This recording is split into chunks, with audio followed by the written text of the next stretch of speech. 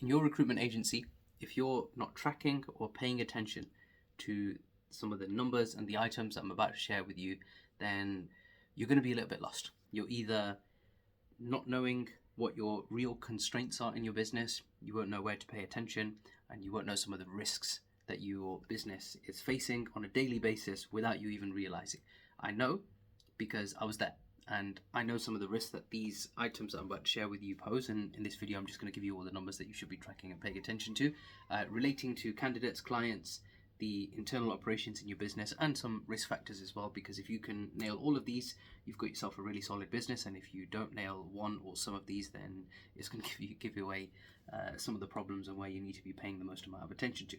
So I'm going to start with a few relating to candidates. I've got 1, 2, 3, 4, 5 listed here. So new candidates engaged. How many new candidates is your company or people in your team or you engaging with on a daily basis? Because if you have a lack of candidates, that might be one of your problems. The next one is how many are you re-engaging with? These are people who you've previously had conversations with, you've had a two-way communication in one form or the other, and now you need to have another conversation with them again because maybe what you were presenting back then the first time that you spoke to them wasn't really of interest. And for this, like a CRM or a database becomes really, really important because it's going to become difficult to keep track of who you need to re-engage with. The next thing is to do with your skill as a recruiter. This could be you or the team that you have working with you, and that is that when you have a really, really good candidate and you send their CV to a few companies, like regardless of whether they're hiring or not, how many interviews do you actually get? So this is CV send to interview ratio. If you have a candidate, you send it to 5 different companies, you send the CV to 5 different companies, and you book 5 interviews, you know your niche really well. Like you've obviously got to grips really well. If you send it to 10 companies and you get 10 interviews, I think 10 is a bit excessive anyway, but if you send it to that many and you get 10 interviews, you've clearly got a good understanding of your niche and you've got a good understanding of your clients and you know what you're doing. So that's a really good sign. If, on the other hand, you have a really big lead list and you send out your candidate and you don't get many interviews, then there's a few variables, quite a few variables actually.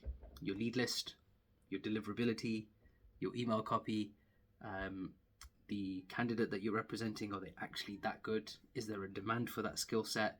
I mean, like there's a whole host of questions that come up relating to your niche. I'm assuming that you've already got going with your recruitment business, and if you haven't, then these are some of the things that you probably will need to pay attention to at some point. But assuming you've already got going in your recruitment business, or you're established, like wherever you are in the process, like you should at least have your niche dialed in, like you know what niche you're going for. And if you've got your niche sorted, then you should be able to pick out like what's the profile of a candidate that is going to get a job, because they are in such high demand and that skill set is in really, really high demand.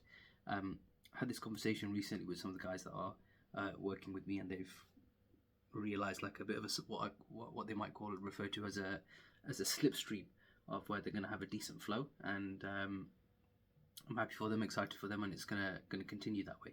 But at the beginning, yeah, you're not going to have a great CV send to interview ratio because like you're still learning. You need to understand your niche. You don't understand what the problems are. But if you're like 3-4 years in and you're sending out candidates and you don't get many interviews, then in my view that's a little bit reckless.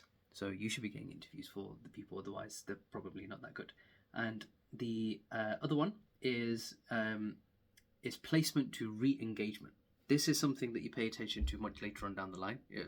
If you're earlier in the business, then you pay later on down the line. But what this means is you've got a candidate or a client who you place with, and you've got to ask the question, will this candidate or client, so this kind of feeds into the client section as well, does this client come back to me again? Do they give me another vacancy to work on again later on down the line? And the candidate, do they have enough trust, respect, confidence, and have had a good enough experience with me for them to come back to me again? I had this problem with a certain recruitment company that I had an engagement with. I just don't want to say the name, basically. So I was there at this recruitment company, and one of the things that I noticed was that candidates that were placed, when they were looking for a job again, they would never come back to the same company. It just never happened. And I was like, if you consider all of the placements that are being done, like there's got to be money that's been left on the table. Now I can tell you it's the complete opposite. In my own business, we made sure that that wasn't going to be a problem, and me and my business partner worked on a way to get this right. And I can tell you, like, a good chunk of our placements come from candidates who we're maintaining relationships with. So recruitment is a relationship-based game. So that's the candidate stuff. So there's some of the metrics that we pay attention to, and I believe they'll be really valuable for you. And if you are not paying attention to them, when you start paying attention to them, it will probably give you an indication of some of the challenges that you might have on the candidate side. Clients next. So your job fill percentage, like what percentage of your jobs do you fill, that irrespective of whether you are retained, RPO, contingency, like whatever kind of agency model that you operate, what is the percentage that you actually fill and you deliver on? Because you not being able to fill or deliver on them, there's a whole host of things. Like it could be that you don't have enough niche, you're not using the right tools, you don't have the right tech involved, you're not organized, you don't have a systematic way of generating candidates for the placements that you're working on. All of these things come into play. And when you consider this, like your job fill rate is also tied to your relationship with your client, because it's all well and good you being really pally and being friendly with your clients and leaning into the relationship, but if you're not going to fill their jobs, then either you've got too many clients or you've got too many jobs, or you're not very good. And as harsh as that sounds, it's okay. Like, it just means that we need to make a reassessment or a judgment on the strengths and weaknesses that we have at the moment, and we just need to fix them. So job fill rate is really important because it has a humongous bearing on the retention that you have with the clients that you have. The other one is how many jobs do you have per consultant. So when you consider how many people you have on your team, like it might just be you on your own, or you might have a bigger team, but the number of job orders that you have per consultant, regardless of the type of agreement and contract, the number that you have has a bearing on how much effort goes into sourcing candidates, and how many interviews you get, and how many of them fall into placements. And now, if you're tracking this metric, it will allow you to draw a pattern all the way down to placement stage. So when if a consultant has, I don't know, let's say 20 live jobs, and they have on average a 10% fill rate for all of their jobs, then they should be making 2 placements a month, basically. Depending on the niche that you're in, the market that you specialize in, that could be $5,000 fee, a $10,000 fee, or a $20,000 fee. Nicer to be at the higher end of the market, but either way, regardless of what kind of market you're working in, 2 placements a month, that's what you should be getting on a 10% fill rate. That's just the fill rate. Now, what if you start paying attention to how many CV submissions you get per job order, how many interviews you get per job, how many placements you get on average? Well, you couldn't kind of get one placement per job. It'll be more, but you begin to map out what is a pipeline in recruitment. And when you can see the patterns in a consultant's performance or in your own performance, you'll be able to see the trends in what are the strengths and weaknesses. Like, is it the strength or the weakness is to do with generating candidates? Guess what? It links back up to the candidate metrics that I described. If the weakness is to do with generating clients or maintaining relationships, then you're going to be exposed in some of the things that I have shared and what I'm about to share as well, relating to clients. And some of the other ones that come into it: interview to fill rate. So how many candidates actually accept the job after they've got an interview? Like, are you booking 5 interviews before you fill the job? Is it 1 interview before you fill the job? Obviously, somebody who's doing 1 interview and then filling the job is much more refined. Somebody who's doing 5 is obviously generating a lot more candidates. You don't have a candidate problem in that case. And what's the average? Like, what do you typically get per job order on a month per consultant? And these numbers really give you an indication of like some of the places that you want to be paying most amount of attention to. Some of the others are going to get quite interesting. So what about your refund rate?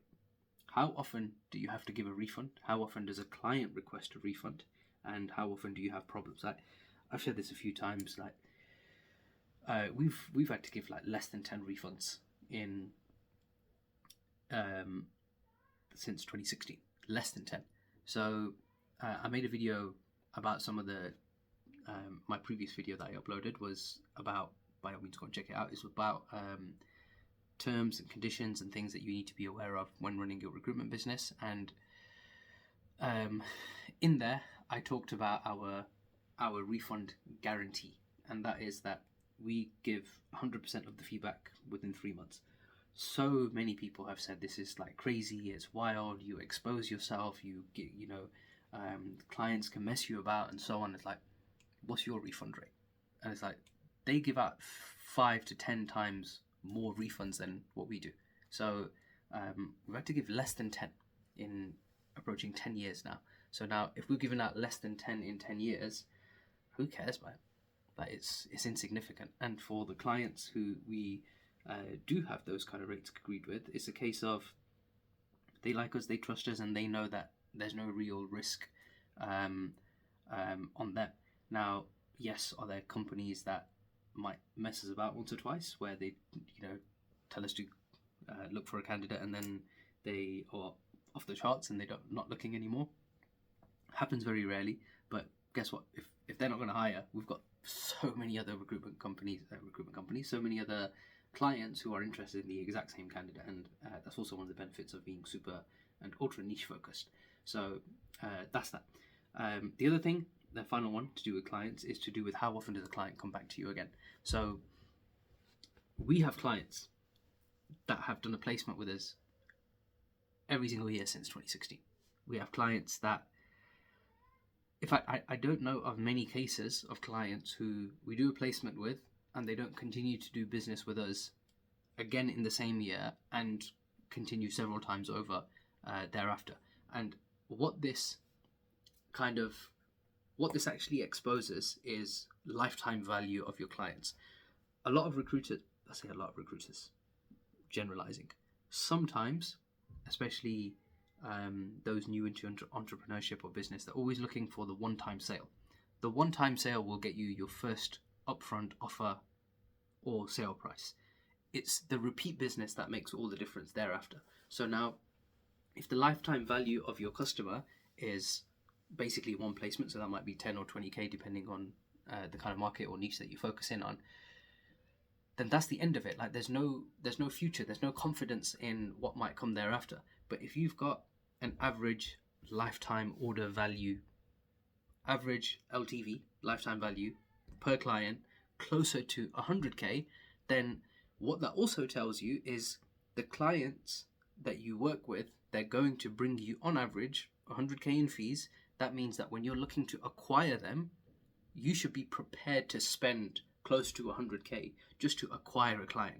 Now, if you haven't done the metrics or you haven't worked out what's your average LTV per client, you don't know that number, and I do, and mine's closer to 100k, then I'm prepared to spend 80, even 90 grand to acquire a client. You're not prepared to do that, so I'm going to win, because I'm prepared to spend 90 grand to acquire a client, because my average is 100k per client over their lifetime.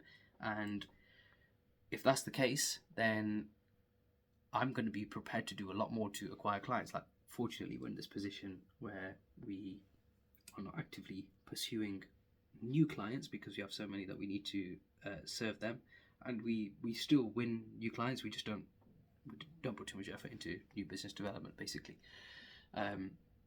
Separate story, nice problem to have as well. Having said that, because we understand our lifetime value for the client, we know what we are prepared to spend just to maintain relationships on clients. So now, all of a sudden, a very expensive treat for a client becomes justified because you know how much they spend with you and how much they spend on average. And when you have similar client profiles, then it's fine. Like, I want to say this as well. Like, sometimes relationships are built more on the human side of it, and sometimes we try to justify relationships through business, and it doesn't work. Like, you can be friends with somebody who doesn't pay you, but equally it's better to have people pay you and then you become friends with them, because the relationship becomes so much better. So I'm looking at this through a business lens, but ultimately in recruitment you want to lean into building a relationship, because the relationships are going to pay you dividends way more in the long term as well. So that's how it works out in the long term. Now, that's what I've touched on from a candidate and a client perspective. I'm going to touch on a few things from an internal perspective, like some of the things that you want to pay attention to from a business perspective. Number one is on a 12-month basis, you should look at every quarter and say, what's our revenue been for the last 12 months? So we want rolling 12-month average revenue every quarter. So end of Q1, end of Q2, end of Q3, end of Q4. And what this tells you is it ignores what are the highs and lows and the busy periods and the quiet periods, and it gives you an average for the year. And your rolling average, you want to try and push up.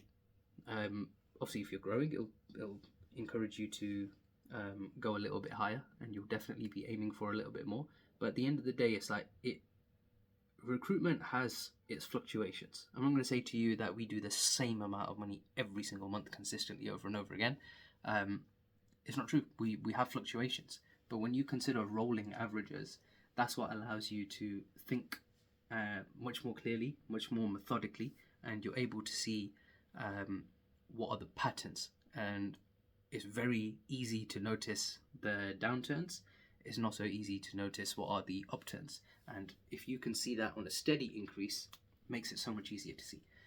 And of course, annual revenue growth on a yearly basis, even measuring it as a percentage, makes a humongous difference, because now you can see year on year you've grown X amount of percentage. They're the core things that we pay attention to, with some risk factors that I said that I was going to share with you that would should have you rethink a few things, because what I'm about to share with you makes all the difference. I mean, there's a how do I put this, man?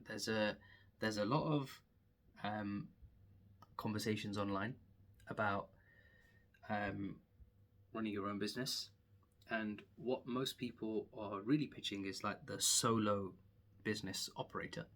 And a solo operator for a business is a solo operator. A business owner is something completely different. And sometimes what people might do is they have 10 different solo projects, and there's another person who only has one business project, but the one with multiple solo projects is the one that's glorified. So the reason why I'm sharing this is that when you consider your recruitment business or anything else, it's not how many different projects you have going on, it's how predictable and scalable is the actual business itself. So I'm going to give you a few metrics which,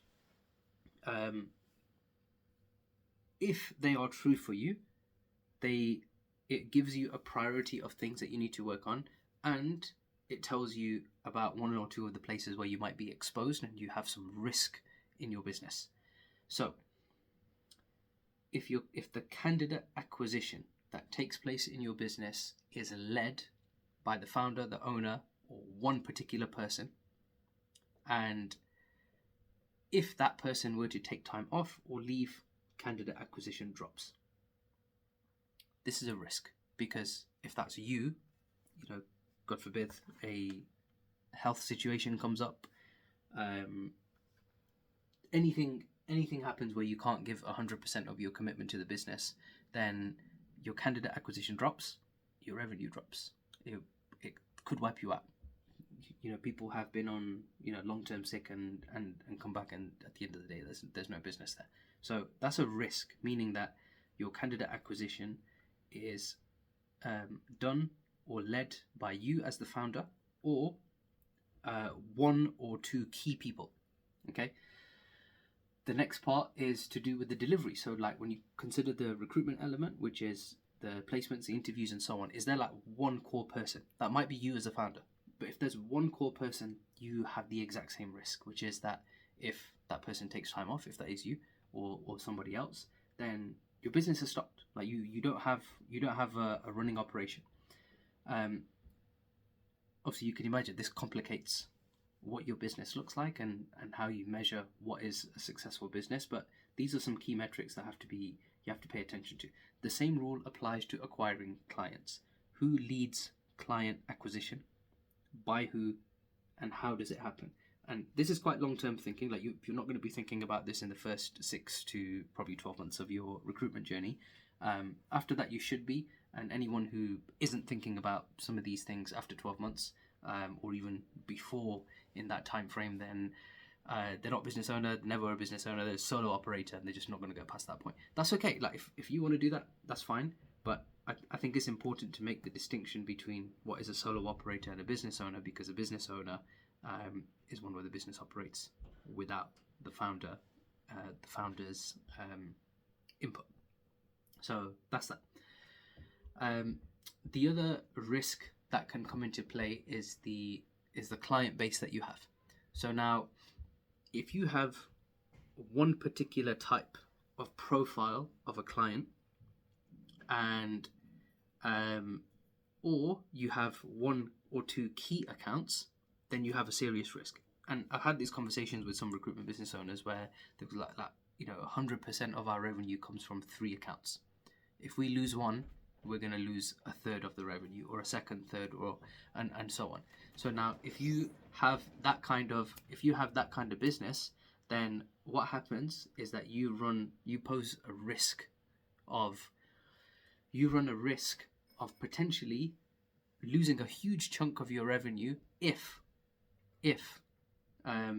something doesn't go to plan, and that is that the client, one client, you losing one client causes humongous problems. Or it could be the case that you've got a client that has 5 or 6 different offices and you recruit for all of their offices. That one client leaves, then you don't actually have 5 or 6 clients, you have 5 or 6 offices under one client.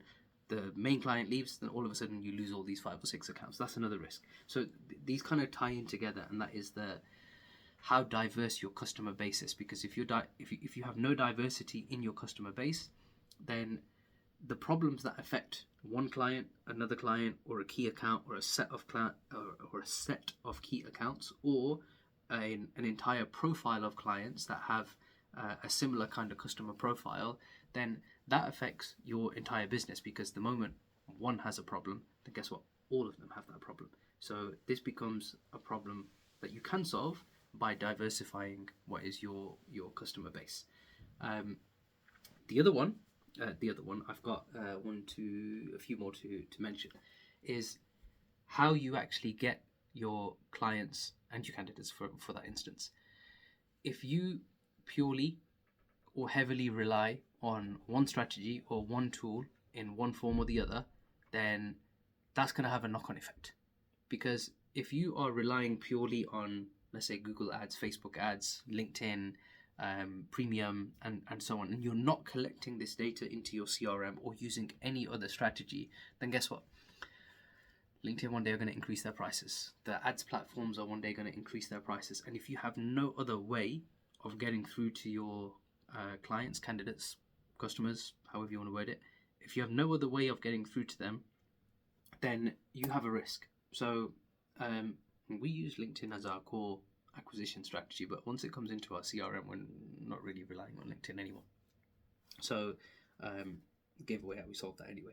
So basically, you do not want to be relying on one core method on how you acquire clients and how you acquire candidates. Because if you've only got one strategy, one approach, then it takes one system, rule change, or a pricing change, and it just disrupts your entire business. Like, you have to have data outside of whatever the paid platforms that you might be using use. And I've had this conversation so many times with people using job boards. Like, I'm on a mission to just prove that job boards are no longer worth it at all.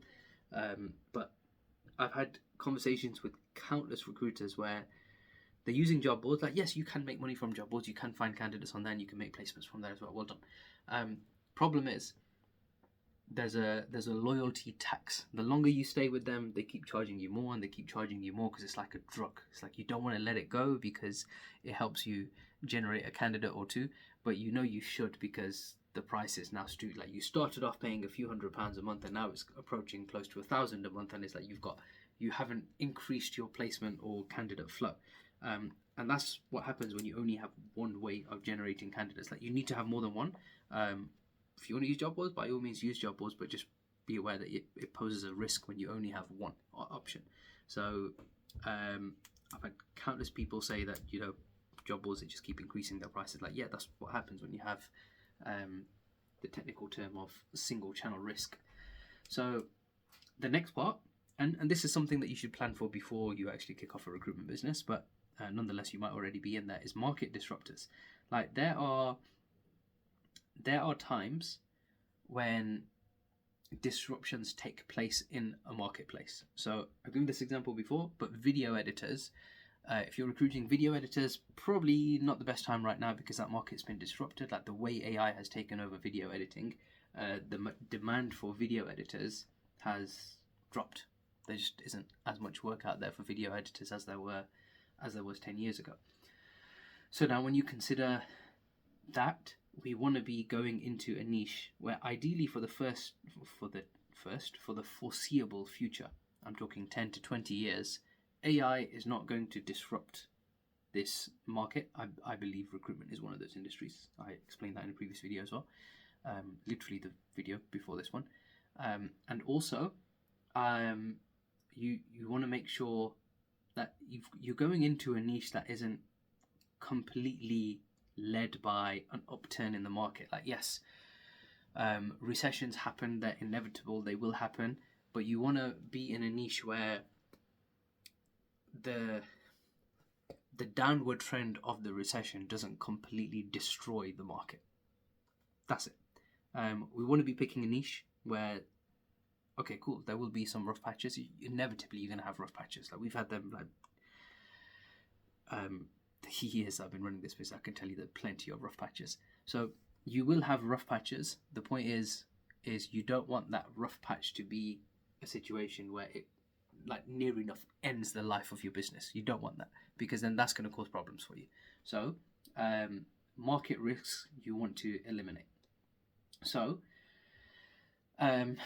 considering all the reporting metrics that I mentioned for clients, for candidates, for internal, and considering all of this, you should be able to see now where the problems are, where the constraints are, and if you're not measuring these things, you should be measuring them.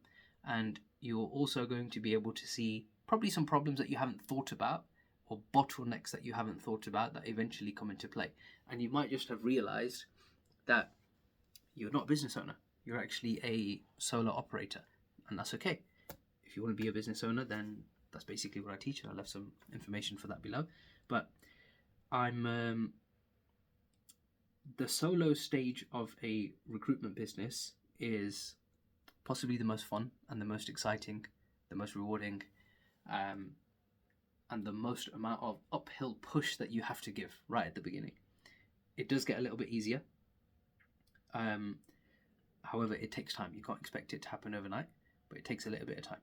And what I have heard of sometimes, and the conversations I have, especially with people who do choose to or have a conversation with me or work with me, what I found is that there's a decision making element where you've built so many things in the business and you've put so much time, energy, and effort into it that the phase of growth where you remove yourself from some of the problems, so you're not facing them daily in your face every single day, you can't get away from them. Like, recruitment is a tough job. Like, anybody who says that they've got a recruitment business and also doing a few other projects as well, it's like, recruitment isn't the kind of job where you do recruitment and you have a side hustle. It doesn't work like that. Like, recruitment, can you run it as a side hustle? Yeah, technically you could. Is it one that if you were doing full time, you could also have a side hustle as well? Probably not, because if you did have a side hustle, then you're probably not putting 100% into either your side hustle or the recruitment business. Like, it's I'm not here to pretend that it's a super simple job. Like, it can be a demanding role. Pays pretty well though. It can be a demanding role, and it pays well, and you can grow it to whatever number you want it to be, however many placements you want, provided you track these metrics and these numbers. Because if you're not, then either you won't know where your problems are, or you might realize that you are in the situation where, you know, you're almost like on a treadmill, like you're trying to get faster and faster, and you just keep running and you keep running, keep getting faster and faster, and eventually you're going to collapse, because there's a certain limit that you can, how fast you can run, and you need to get off that track. You need to get off that track and at least change gear or change direction, and it will help you massively. So that's all for now. Like, this was a little bit more of a technical video where I went through some of the metrics and the explainers inside a recruitment business. But if you nail these things, these explainers, these metrics, and the way that you approach the conversation of how your business operates, then all of a sudden you completely change your outlook on what you've been working on. Because now it's not about how many CVs you can submit, how many roles you have, interviews, placements, and so on. Now it's a case of, gave this example with somebody else recently. Now it's like, if you have a property or a house and you're renting it out, you put a tenant in there, you have absolute confidence that everything in the house is working fine and it's in a good location. Eventually someone's going to turn up and they're going to pay me. Like, that's the level of confidence that you have to have with your business, because if you believe in all the activities that it takes to generate a candidate, to generate a client at a consistent pace, at a consistent rate, without variable costs, and it's going to stay super stable, and there's a consistent demand. So, like, I'm talking about clients, candidates, niche, the internal operations of the business, and you can confidently say that if I just leave this house there, eventually someone will want to move in and pay me rent. You need to have that level of confidence with your business, or at least that's how I think about it. You don't have to. Sorry, I shouldn't have said that. You don't have to. That's how I think about it. And because I think about it like that, that allows me to build my business in a certain way that is structured and now to a point where it's not dependent on me. You might not want that. That's okay. If you do, I can show you. If you don't, it's cool. But I want you to be aware of some of the risks that are posed to you as a business owner, as a founder of a business, if you don't get these right. So hope that's invaluable. I will see you all in the next one.